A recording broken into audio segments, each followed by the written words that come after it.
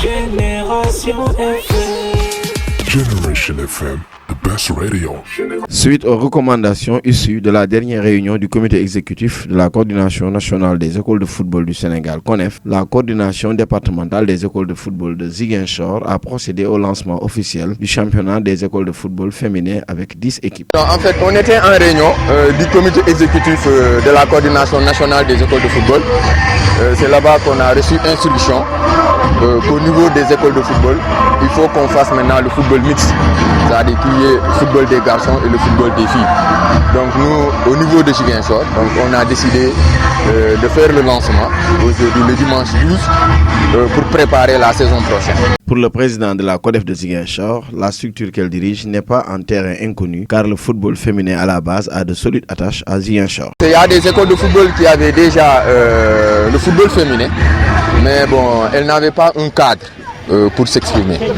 Donc nous, cette année, on va faire le lancement, mais je pense qu'à partir de l'année prochaine, il y aura un calendrier établi pour que le football féminin puisse se jouer au niveau des écoles de football. Profitant de cette opportunité, il a exhorté les pionniers de cette compétition dans la région à travailler avec la CODEF pour instaurer un championnat fort la saison prochaine. On va les sensibiliser parce que souvent, en fait, c'est des responsables d'écoles de football qui avaient pris l'initiative d'organiser un championnat parallèle du football féminin. Donc je pense que c'est l'occasion de les remercier, mais c'est l'occasion aussi de lancer un appel pour qu'on puisse se retrouver tous au niveau de la coordination départementale pour qu'on puisse organiser davantage ces championnats. Il a aussi lancé un appel au club civil de la Ligue régionale de football de Ziguinchor. L'appel que nous lançons, c'est aux dirigeants qui sont dans les clubs civils. Je pense que maintenant la CAF a été claire. Une équipe qui veut jouer une Coupe d'Afrique, il faut que tu aies une équipe féminine. Donc la coordination départementale va lancer le football féminin au niveau de la petite catégorie.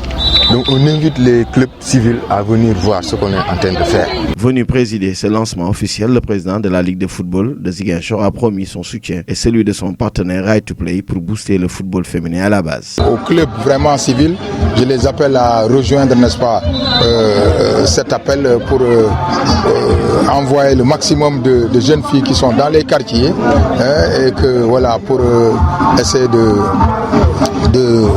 d'être dans ce sport, parce que d'autant plus que Right to Play encourage aujourd'hui, n'est-ce pas, quelque part l'égalité entre les hommes et les femmes, et que donc voilà, c'est pourquoi, pour montrer un peu que le football, le sport n'est pas une affaire d'hommes seulement, mais c'est tout le monde, hommes et femmes confondus.